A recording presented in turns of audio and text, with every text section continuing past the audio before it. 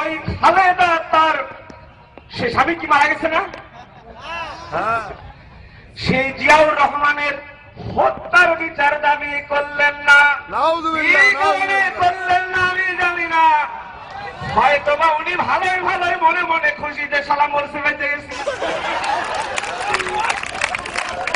বড় দুঃখ হয় বাবার পরিচয় দিয়ে হাজার হাজার কোটি টাকা কামাইলা হারে সোনার দুলাল্লা। ওই ককর তারেক তোমরা তোমাদের বাবার হত্যার বিচার চাইলা না। তোমরা কি কুলাঙ্গার সন্তান গো। আজকে এখানে যারা আছি আমরা এরকম সন্তান যেন আল্লাহ রাব্বুল আলামিন কার ঘরে না দেয়। বাপের হত্যার বিচার চায় নাই, নাউজুবিল্লাহ। কেমন সন্তান এটা আপনাদেরকে বুঝে নিতে হবে। ওয়াদের সুরে সুরে বলি ওরা খালি চায় টাকা, ভালু চায় টাকা, তারেক চায় টাকা, কোকো চায় টাকা, আর খালেদা জিয়া চায় তোরা টাকা কাম করতে মরে যা। আমি চাই বাংলার মাঠ ফাঁকা, কারণ সব ফাঁকা হইয়া গেলে আবার পাকিস্তানিদের সাথে আমি মজমাস্তি করতে পারো। এই দুঃখ ভরা হৃদয় নিয়ে আজকে দাঁড়িয়েছি ভাই। খালেদার বিচার চাই নাকি? এই বিচারটা চাও আমাদের লজ্জাজনক। কারণ হচ্ছে ভাই যদি ওই মহিলা থাকতেন তাহলে আমরা তার বিচার চাইতে পারতাম। আল্লাহ রাব্বুল আলামিন উনারে কি বানাইয়াছেন এই কাজ পর্যন্ত বুঝতে পারতেছি না আমরা। ইতিমধ্যে দেখছি উনি পাগল হয়ে গেছে। আপনারা জানেন শিশু আর পাগলের দুইটা সুবিধা আছে। শিশুদেরও বিচার তার হবে না আল্লাহর দরবারে। এখন উনিও পাগল হয়ে গেছে, জানি না উনার এই অবস্থা হবে কিনা আমরা জানি না। সোহাগ ভাই কিছু বলে?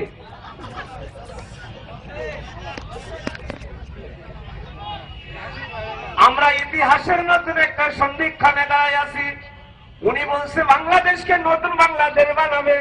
আমি জানি না এটা আবার কোন বাংলাদেশ হয়ে যাবে। আজকে গতকালকের বক্তব্যে পরিষ্কার হয়ে গেছে রে। উনি বাংলাদেশ থেকে গোপালগঞ্জের ঠিকানা মুছে দিতে চায়। ওই গোপালগঞ্জে কে আছে? জাতির জনক বঙ্গবন্ধু আছে। ওই গোপালগঞ্জের মাটি যদি মুছে দেওয়া যায় তাহলে ইতিহাস থেকে বঙ্গবন্ধুকে মুছে দিতে চায়। তার মানে এই বাংলাদেশকে আবার পাকিস্তান বানাতে চায়। আমরা এটা সম্ভব না। কি সম্ভব? এই খালেদা জিনা এই জিনাখোর মহিলা এই দেশটাকে নষ্ট করেছে গো। আমরা চাই সারা মহিলা যেন ফিয়া খালেদিনা জাহান্নামে যায়। এইরকম মহিলার বাংলায় যদি 2-4 খান থাকে তাহলে ঘরে ঘরে পাপের জন্ম নেবে গো। পাপের ফসল হইয়া যাবে এই বাংলাদেশ। স্বাধীন বাংলাদেশে আমরা এটা হইতে দিতে চাই না। আপনারা জানেন জামাতের লগে উনি গোলাগুলি করে, সেটা ভালো জিনিস করতে পারে, কিন্তু এই স্বাধীন দেশে আমাদের একটা দায়িত্ব আছে। এই জামাতটা হারামজাদারা 71 সালে বহুত মানুষ মরছে, এখন একটা ফান পানছে বিএনপির নেতা কর্মী গো মাইরা আবার এই সরকারের উপরে দোষ চাপাইয়া দিব। খালেদা জিয়ার মারণের বন্দী করছে, কারণ খালেদা জিয়া এখন তাদের বিশ্বাস নাই। ইতিমধ্যে আমরা শুনেছি এই শিশু পার্কে গাড়িতে আগুন জ্বালায় মারছে। আপনারাও জানেন কারা মারছে জানেন? এটা শিবিরে বোম মারে, ডাইনা মারে, বামে মারে, পিছে মারে, সামনে মারে। আরে খালেদা জিয়া কয় এ ছাত্র দল তোরা তো কিছু করিস না, সবই তো আমার শিবির মারে। ওরা তারপরে ইমানি পরীক্ষা দিতে যায় এমন মারা মারছে, গাড়িতে আগুন দিছে। আর খালেদা জিয়া কয় ম্যাডাম দেখতেন নি আমরা কি মারা মারছি? কি এই ছাত্র দলের ভোলা ভান্ডি ইমানি পরীক্ষা দিতে যায় আজকে শিবিরের থেকেও সিরিয়াস হয়েছে। তাই এদের হাত থেকে আপনারা সাবধান থাইকে। এরা এদের ম্যাডামের কাছে ইমানি পরীক্ষা দিতে যাইয়া বোম মারতেছে, গ্রেনেড মারতেছে।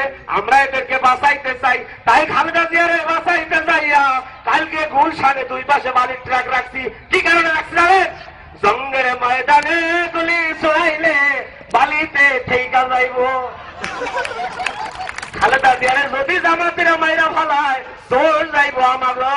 তাই আমরা আর কোন রক্তপাত চাই না, খালেদা জিয়ারে বাঁচাইতে চাই যে তুই বাইচা থাক, তোর ইতিহাস আরো লম্বা হোক, দেশবাসী জানুক যে তুই কত বড় ঐতিহাসিক।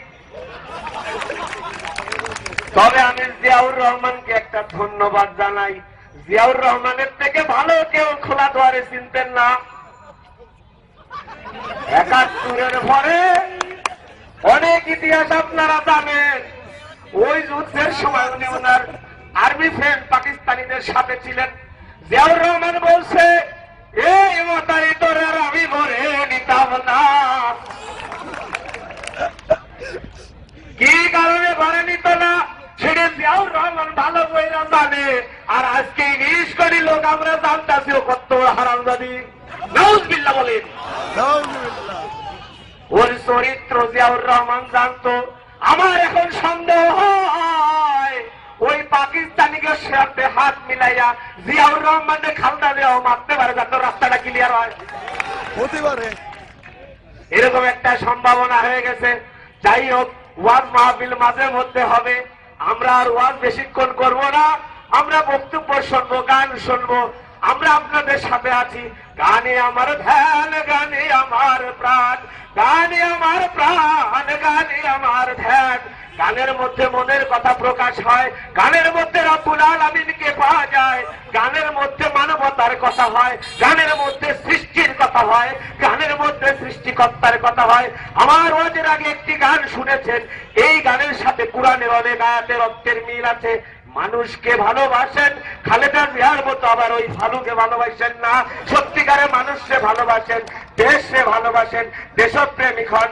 আপনারা জানেন কাফেরদের অত্যাচারে আমার রাসূল সাল্লাল্লাহু আলাইহি ওয়াসাল্লাম যখন মক্কা থেকে মদিনায় যাচ্ছেন, মক্কা থেকে মদিনায় রাসূলুল্লাহ যায়, বারে বারে ফিরে ফিরে মাতৃভূমির দিকে যায়। এই মাতৃভূমির যদি কারো প্রেম না থাকে, সে দেশপ্রেমিক তো নাই, সে ইমানদারও না। যাই হোক, অনেক ওয়াজ হয়েছে, আমার বোনেরা আছে, যদি এই কথার মধ্যে কোনো অসংলগ্ন কিছু থেকে থাকে আমি সবার কাছে দুঃখিত।